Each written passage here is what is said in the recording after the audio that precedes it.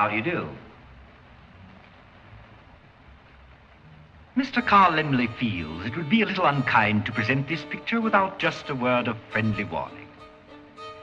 We are about to unfold the story of Frankenstein, a man of science who sought to create a man after his own image without reckoning upon God.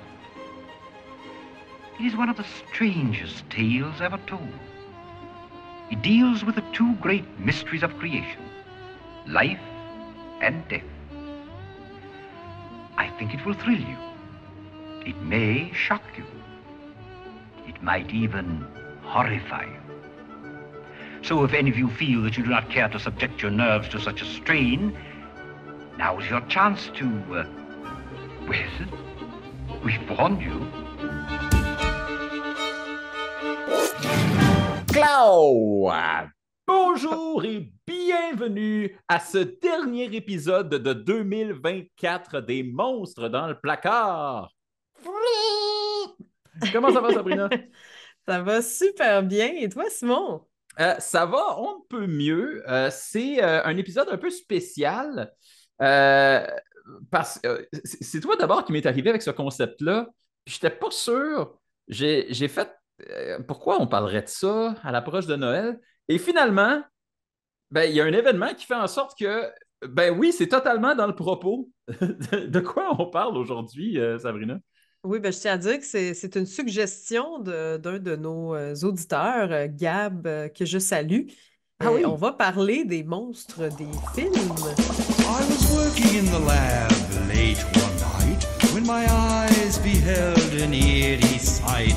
For my monster from his slab began to rise, and suddenly, to my surprise, he did the monster mash.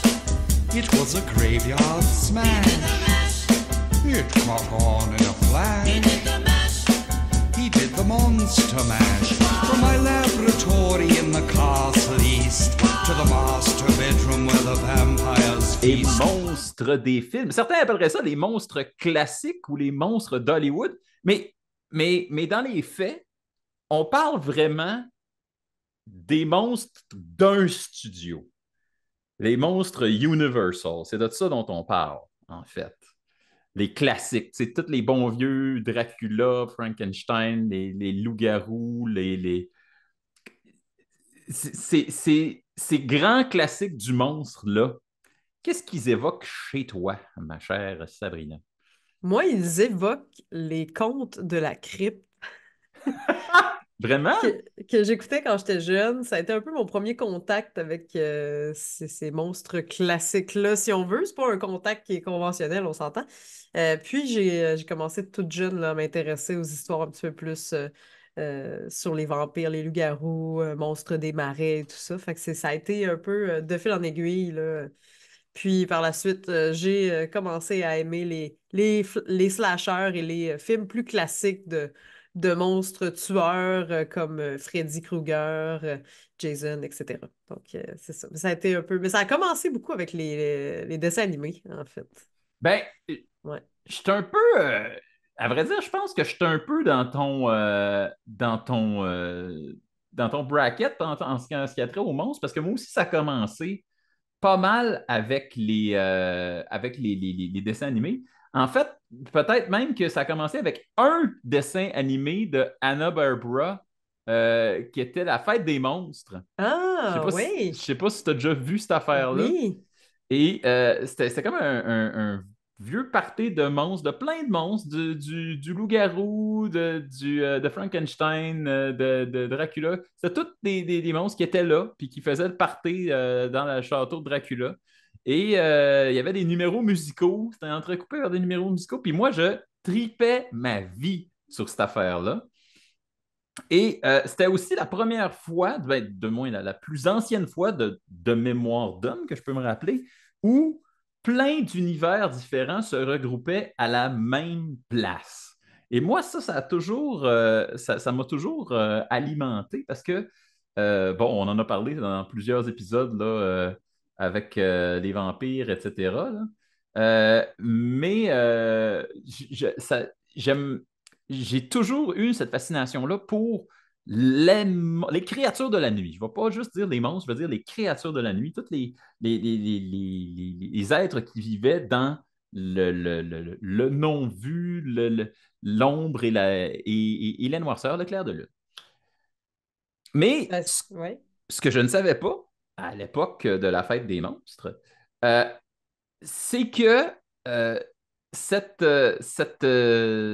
histoire-là de rassembler tous les monstres sous un même toit, ça ne datait pas d'hier. Je pensais que c'était assez nouveau, mais non, c'était assez ancien. Parce que, ben, c'est ça que nous allons explorer tout d'abord du côté des origines. Des origines. Hey, je sais qu'on a déjà fait beaucoup d'étymologie Oui. sur le vampire, le loup-garou. Tu sais, on revient un peu à une espèce de mash-up de ce qu'on a déjà vu dans nos premiers épisodes, nos tout premiers épisodes, que je vous invite à aller écouter, bien sûr, si ce n'est pas déjà fait, parce que on commence à en avoir pas mal quand même. On commence à monter assez proche du 3 chiffres. Alors, c'est ça, au niveau des monstres et tout ça. Fait que c'est comme un peu un mash-up. Et je me suis dit, on a-tu regardé le mot monstre en termes étymologiques? Et je pense que non. Aussi le drôle mot que ça monstre puisse paraître. lui-même. Et le mot monstre viendrait d'un mot latin similaire qui signifierait avertir. Puis là, j'ai fait, toute l'illumination de, ben, c'est vrai que souvent avec les monstres, c'est un avertissement, c'est une pratique de peur, c'est une morale derrière des contes et tout ça, là. Donc, ça fait beaucoup de sens, là, quand même. Oui, puis c'est le latin monstrum, monere ou monstrum, c'est également la même racine que montrer, comme pointer quelque chose. Voilà. Donc, c'est un monstre et essentiellement quelque chose qu'on peut identifier comme étant, comme avertir, attention, c'est dangereux. Je trouve ça drôle parce qu'on n'a jamais fait l'origine du mot monstre. On n'a jamais parlé du monstre au sens large. Et pourtant, tu sais, c'est le nom de notre podcast. Ça me fait quand Ben même oui, rire. c'est ça. Ben, c'est une excellente occasion de le faire. Tout est dans tout. Et non seulement tout est dans tout, mais en plus, le lien qui existe entre le verbe pour avertir, pour montrer et les monstres, c'est totalement à propos. Parce que ce dont on parle aujourd'hui, ce sont les monstres du cinéma, les monstres qu'on montre littéralement, euh, et qui remontent quasiment au tout début du cinéma, avant même qu'il y ait du son et de la couleur. On parle ici là, de début 1900.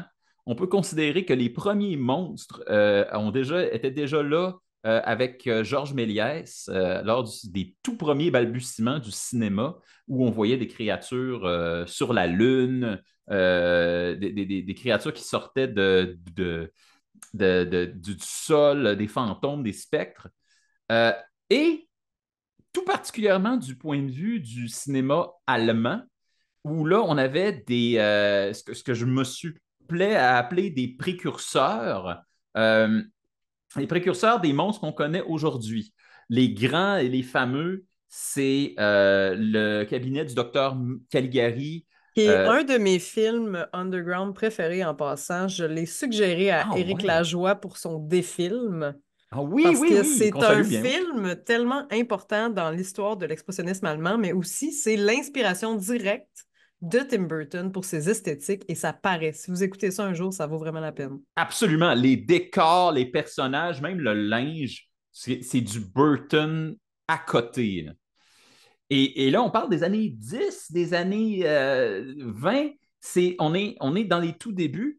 Et de ce même expressionnisme allemand va naître dans les années 20, en 1922 pour être très exactement, le film Nosferatu, que je mentionne au passage parce que c'est sans doute le précurseur le plus connu des films de vampires, étant donné que c'est une adaptation semi-fidèle du roman de Bram Stoker, Dracula. Et c'est également la justification de notre podcast aujourd'hui, parce qu'au moment où on se parle, dans plus ou moins 12 jours, il va y avoir la sortie de la nouvelle version de Nosferatu réalisée par Robert Eggers au cinéma. Et ça fait en sorte que, les films de vampires sont des films de Noël maintenant. semble-t-il. Ben absolument. Moi, je suis la première à défendre que Die Hard, c'est un film de Noël. Fait que pourquoi pas regarder des films d'Halloween à Noël. De toute façon, on va dire, moi, je suis une fanatique d'Halloween, là. Anyway, Noël commence en mai. Fait qu'on peut-tu fêter l'Halloween jusqu'en janvier si ça nous tente?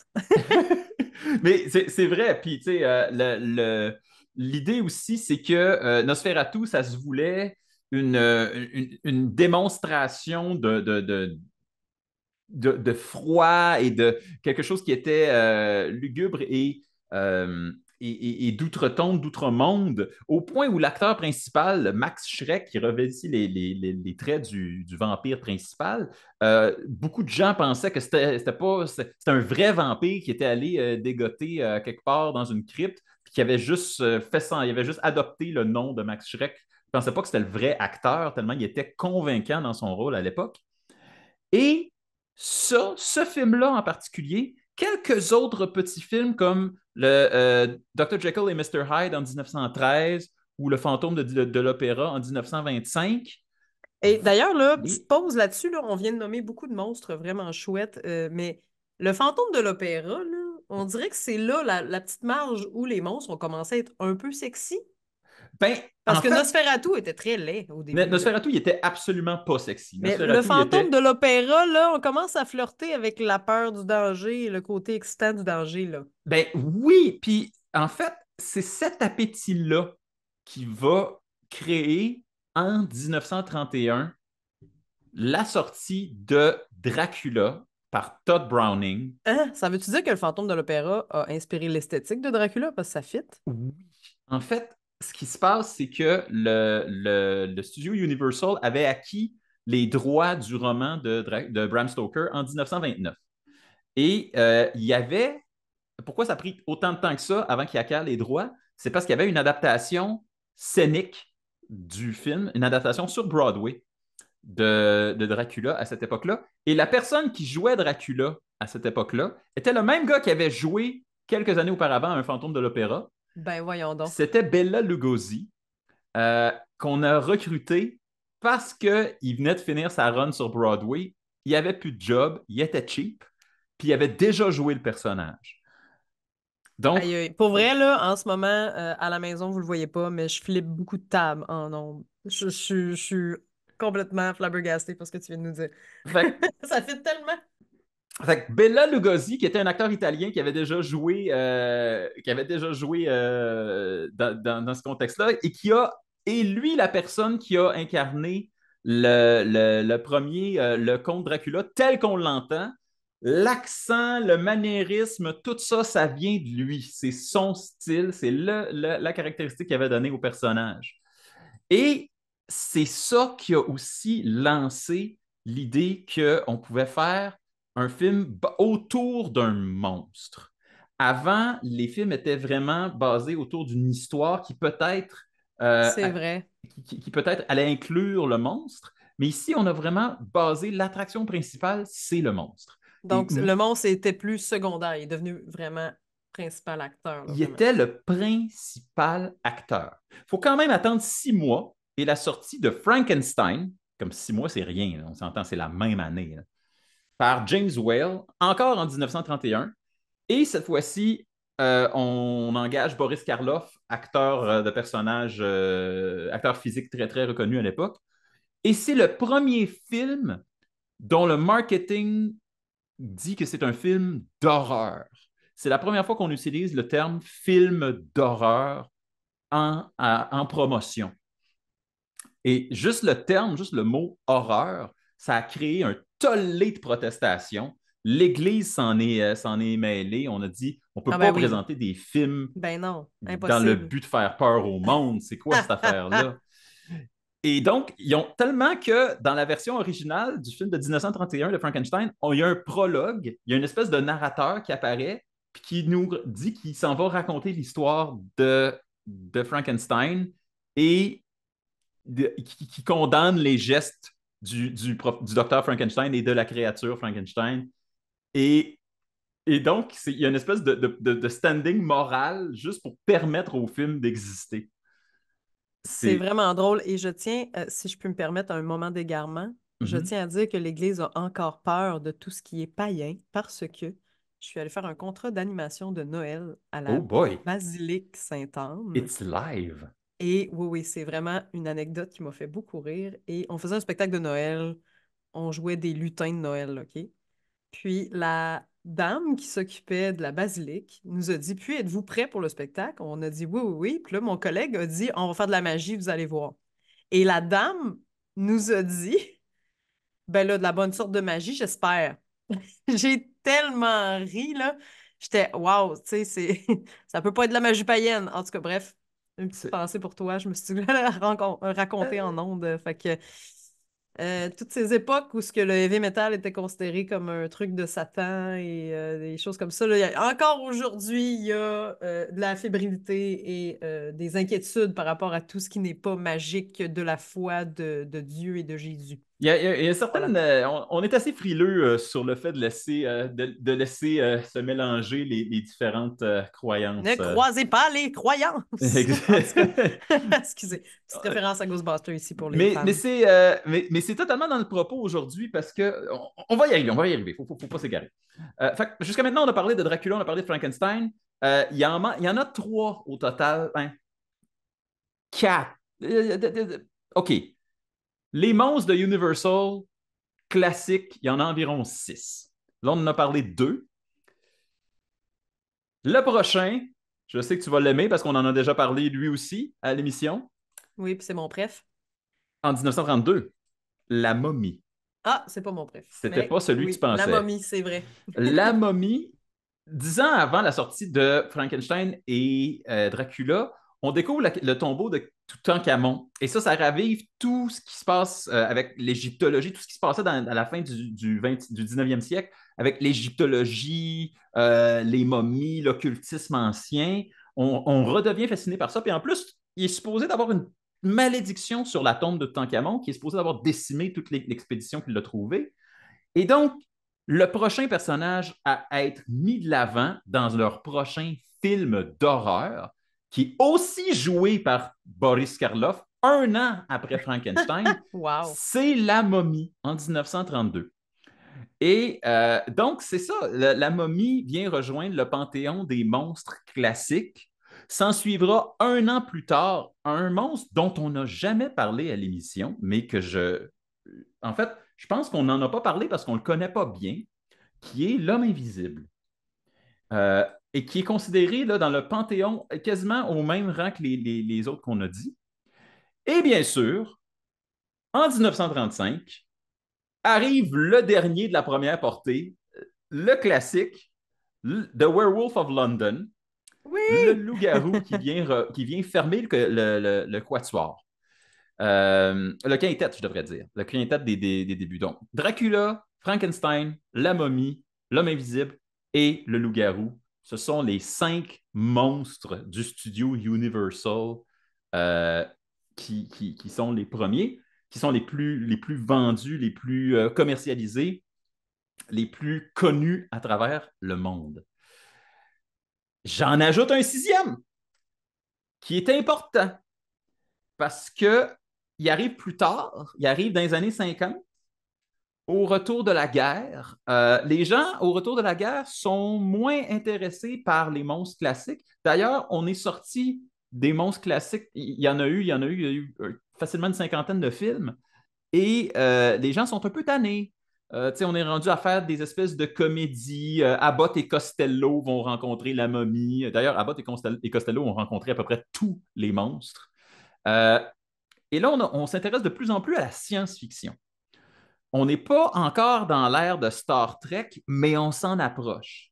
Et les nouveaux films d'horreur qui sortent sont tous des films d'horreur qui mettent en scène des créatures venues de l'espace, venues des robots, des choses comme ça. Mais il y en a une qui se démarque, entre autres parce qu'à l'époque, les effets spéciaux étaient incroyables. Et c'est Creature of the Black Lagoon, la créature du lagon noir, qui est l'homme-poisson qui a inspiré à peu près tous les autres hommes-poissons qui sont venus après.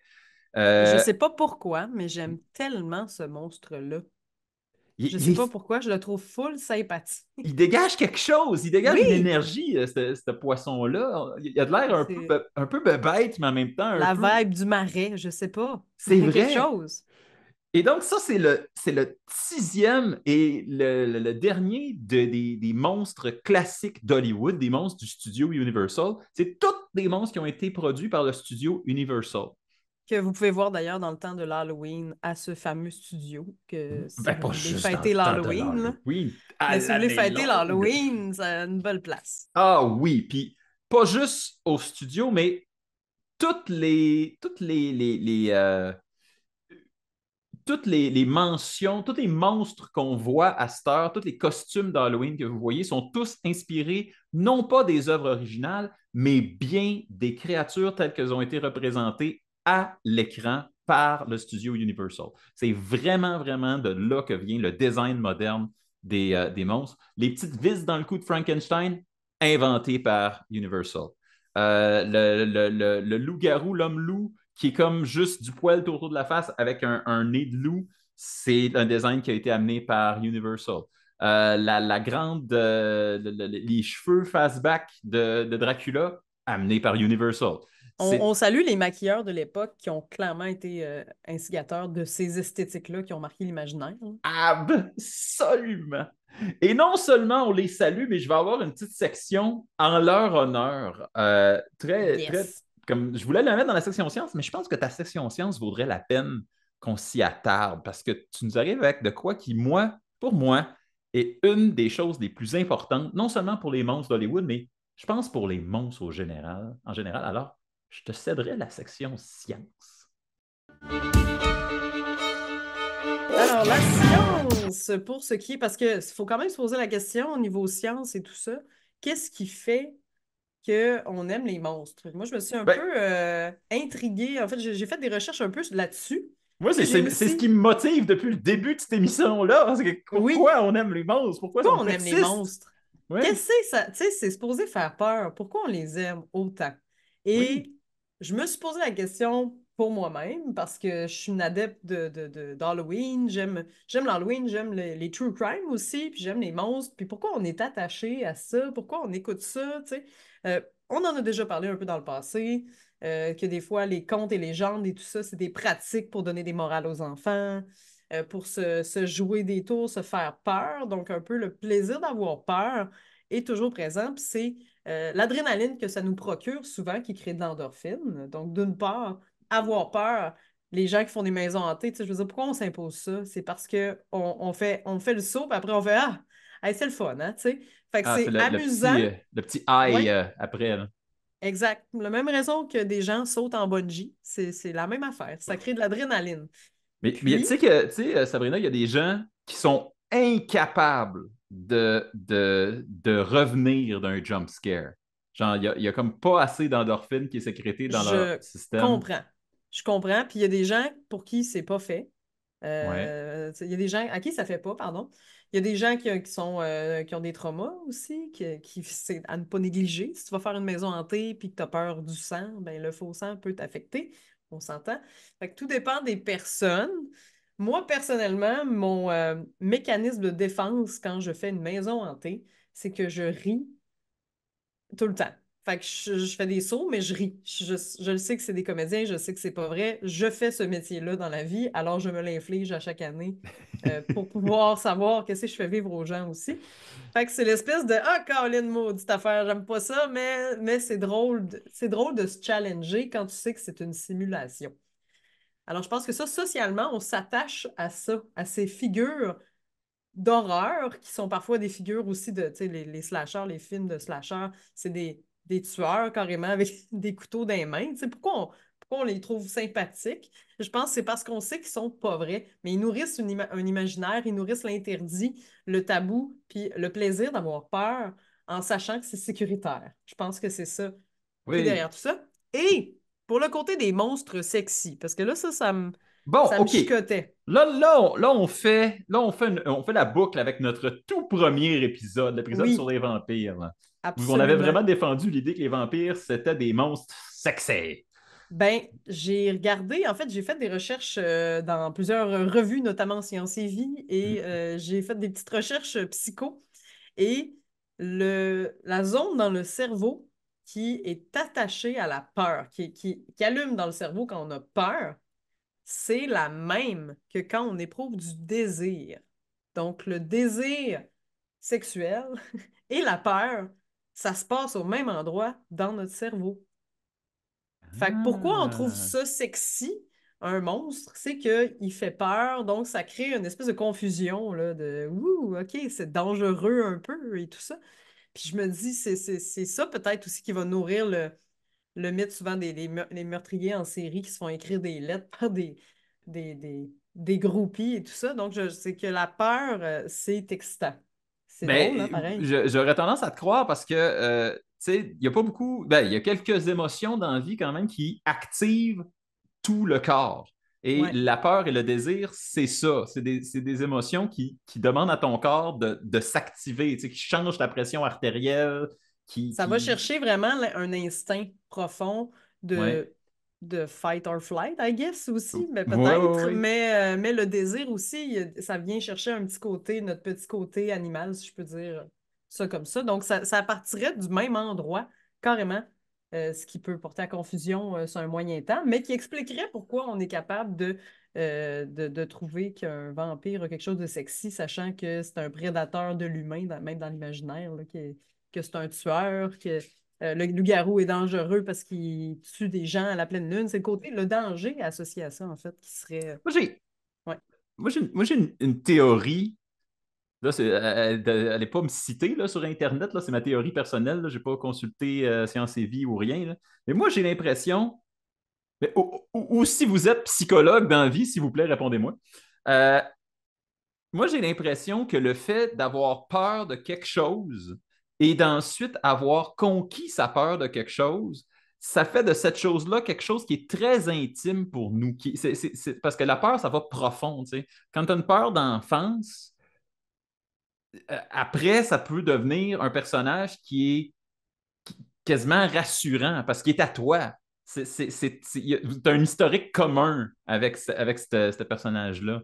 Moi, j'ai l'impression qu'il y a une part de ça qui se passe chez les gens. C'est ma théorie personnelle. Je ne suis pas psychologue dans la vie, mais j'ai l'impression que c'est ça qui se passe. Mais je pense Ça, que c'est une ça devient excellente personnel. théorie. Puis dans les autres choses, parce que j'ai posé des questions à mon entourage, certaines personnes qui sont fans d'Halloween, de True Oui! Crime. T'as Euh, fait j- un sondage! J'ai fait un sondage et j'aimerais d'ailleurs en profiter pour saluer mon amie Stéphanie Côte-Noire, si elle nous écoute, qui est pas mal l'une des plus grandes amatrices de films d'épouvante, de films d'horreur d'Halloween que je connaisse. Puis je leur ai demandé, tu sais, un peu à ces gens-là, peut-être une dizaine d'amis, à savoir c'est quoi que ça leur procure comme fun. Puis il y a quelque chose d'attachant chez les monstres qui est souvent dans l'histoire, dans le passé du personnage, par exemple, qui ont vécu quelque chose de très tragique, du pourquoi ils sont devenus ce qu'ils sont devenus. Je pense notamment à un des derniers films de Décadence, l'espèce qui se passe entre le premier film et le deuxième, où ça raconte l'histoire du fameux méchant, de pourquoi il est devenu méchant, pourquoi il s'est dit j'arrêterai jamais de tuer des gens. Ben, c'est qu'il a vécu quelque chose de tragique c'est ce qui aurait aussi, qui nourrirait aussi le côté, l'espèce de compassion de quelqu'un qui a beaucoup souffert avant d'en arriver à des comportements meurtriers. Donc, Mhm. les monstres, c'est un peu la même chose. Le loup-garou, souvent, on va le voir comme un martyr, comme un être qui va avoir vécu quelque chose de terrible, qu'il y a une malédiction, un mauvais sort qui lui a été jeté, la raison pour laquelle il doit se transformer. Donc, vraiment quelque chose dans le côté anti-héros aussi qui est fascinant, qui va nous faire remettre en question aussi les normes sociales. Puis les monstres nous permettent de parler tabou, de remettre en question des normes sociales. Par exemple, le désir de vengeance, c'est quelque chose ça se peut pas, ça n'a pas d'allure, mais c'est quelque chose qui va aller chercher un effet de catharsis pour la personne qui regarde aussi. Quand tu as un personnage, je veux dire, vous avez tous écouté des films d'horreur, ou du moins sûrement tous, quand il y a un personnage que tu haïs, qui se fait poignarder, tu fais bon! C'est, hey, quand est-ce que tu vas te réjouir de la mort de quelqu'un? Jamais. C'est absolument pas correct. Mais dans un contexte où tu sais que c'est un acteur avec du faux sang d'en face qui se fait poignarder, puis que le personnage est vraiment haïssable tout le long du film, ben, c'est vraiment quelque chose de tabou, mais qu'on s'autorise dans une espèce d'espace sécuritaire pour le faire, où on a le droit de le faire. C'est vraiment fascinant. Puis ça en renseigne beaucoup sur pourquoi ces monstres-là persistent à travers des âges. Tu sais, il y en a qui sont vieux, là, les vampires, là, les hommes loups, tout ça, ça fait des Ouais, siècles. Et ils c'est vrai. persistent encore. Ils nous fascinent encore. Mais c'est que c'est un peu le reflet de nos propres monstres intérieurs. Tu sais, le désir de vengeance est un exemple, mais le côté aussi de dépasser une limite, Oui, d'aller commettre un acte irréparable qui changerait complètement le cours de ta vie.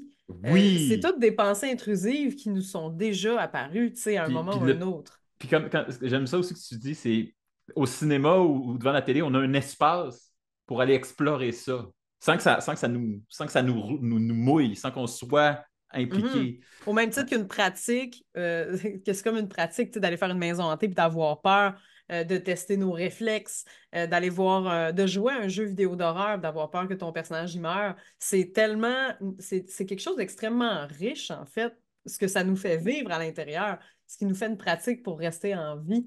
Puis je pense que c'est ça qui est beau aussi de l'univers de l'horreur en général, puis des personnages iconiques d'horreur comme les personnages de Universal.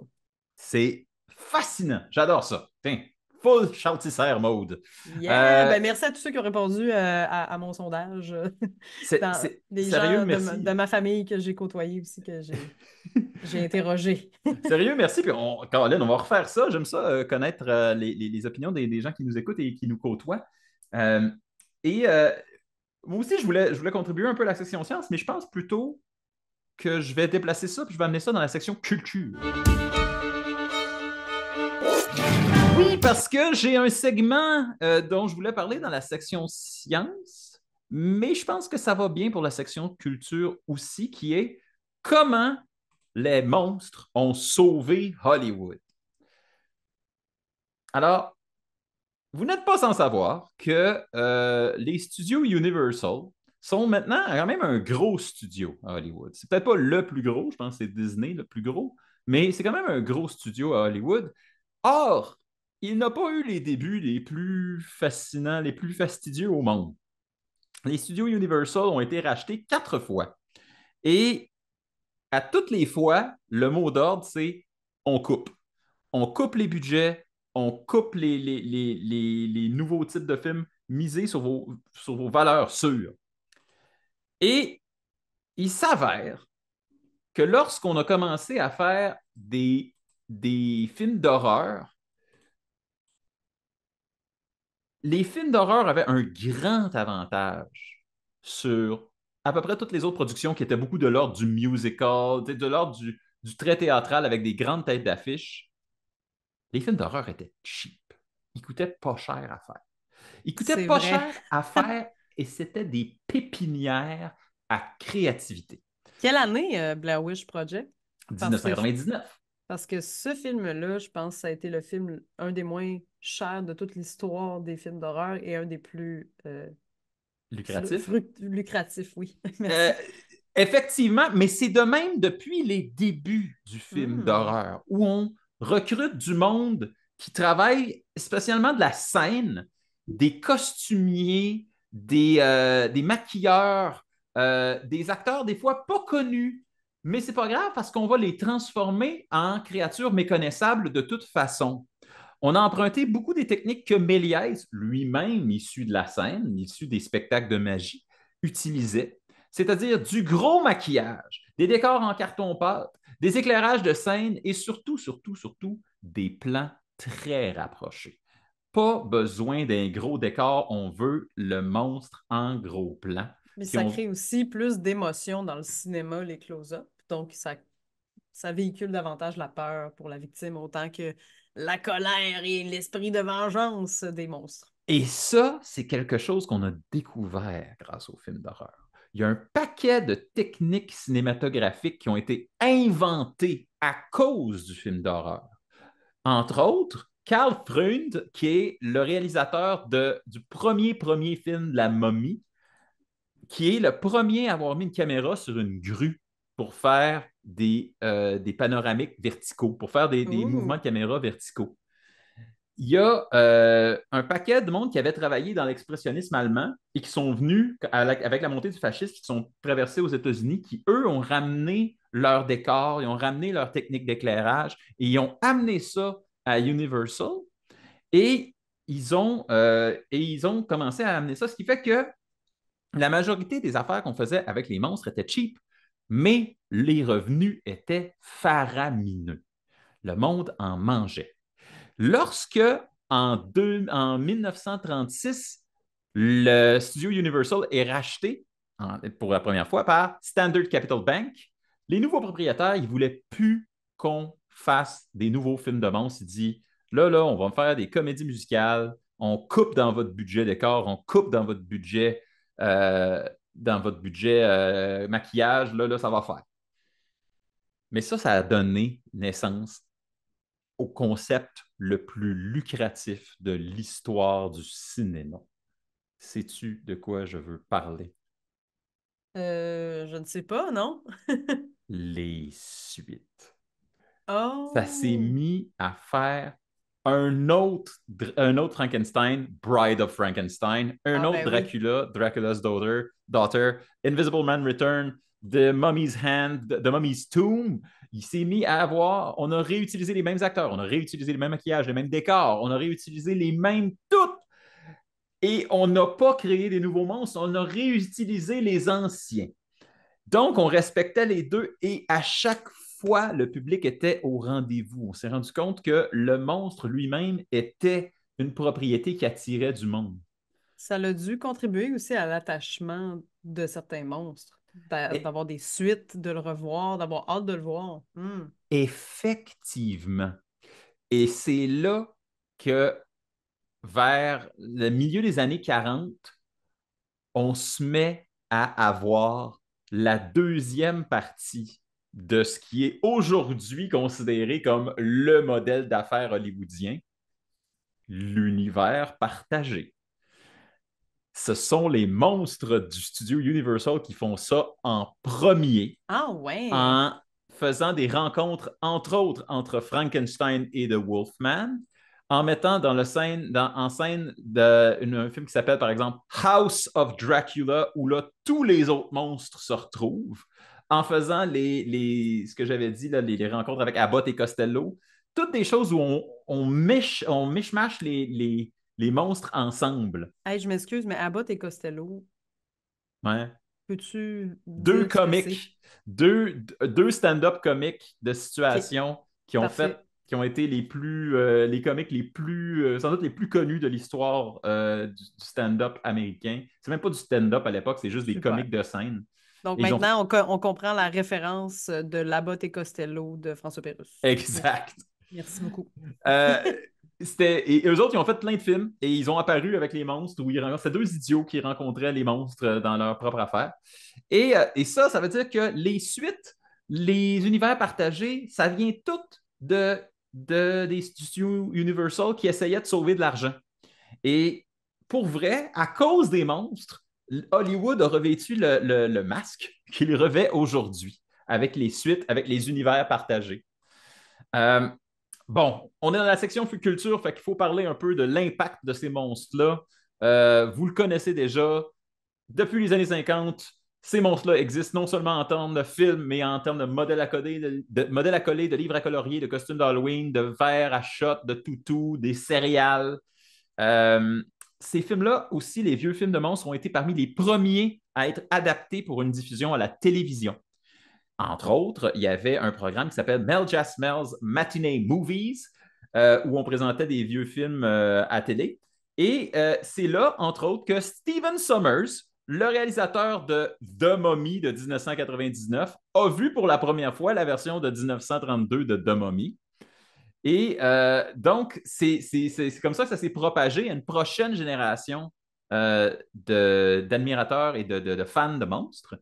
Il y a également eu moult parodies. Il y a eu une chanson, The Monster Mash, par Bobby Pickett, oui! qui mettait en scène ces monstres-là. Il y avait une télésérie avec une famille qui était des monstres qui s'appelait The Munsters.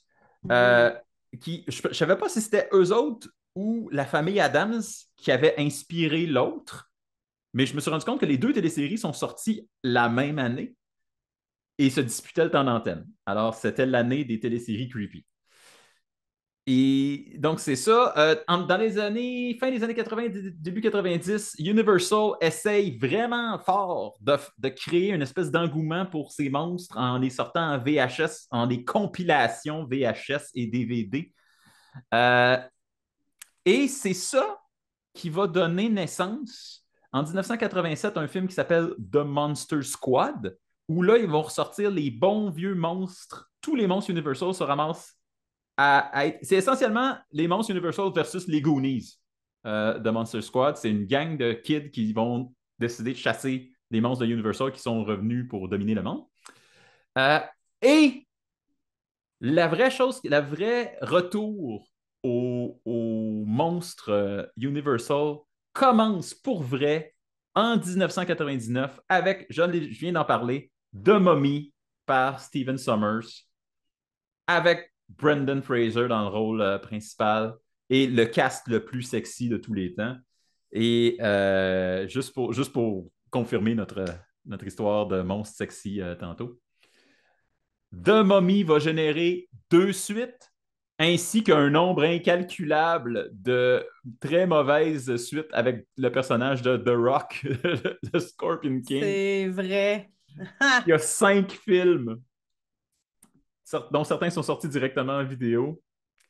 Le succès de The Mummy va permettre la production de Van Helsing, 5 ans plus tard, encore par Stephen Sommers, avec Hugh Jackman dans le rôle du docteur Van Helsing, chasseur de monstres. Qui dit chasseur de monstres dit tous les monstres sont là. Le loup-garou, le Dracula, le monstre de Frankenstein sont tous là. Et il y a aussi un autre Wolfman, cette fois-ci réalisé par Joe Johnston en 2010, qui va être réalisé. Et là, en 2010, par contre, il se passe quelque chose qui va faire changer de cap à Universal. C'est qu'en 2010, c'est la sortie du film de Marvel, The Avengers. Et ça va donner le mot à Universal. Hey, l'avenir appartient aux univers partagés et nous, on en a un qui est déjà prêt. C'est l'univers partagé des monstres. Donc, ils vont essayer de faire des films qui ont pour but de faire une espèce de croisement entre les différentes mythologies. Dracula Untold en 2014, un autre momie, mais vraiment, vraiment moins bon par Lee Whannell en 2017, un autre Wolfman qui sort l'année prochaine, encore par Lee Whannell, et qui ont pour but d'espèce de rassembler ces monstres-là dans ce qu'ils appellent le Dark Universe, qui va également être la prochaine section d'attractions dans le parc d'attractions de Universal Studios. Il y a du cash à faire, que voulez-vous? Ces nouveaux films-là sont vraiment pas à la hauteur, par contre, parce que c'est des gros budgets, c'est des grosses stars.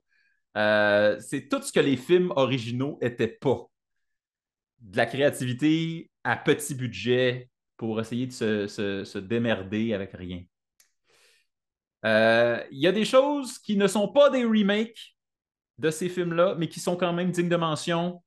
Bram Stoker's Dracula par Francis Ford Coppola en 1992 n'est pas une adaptation, n'est pas un transfert du personnage de Dracula de Universal, mais bien une adaptation du roman de Bram Stoker.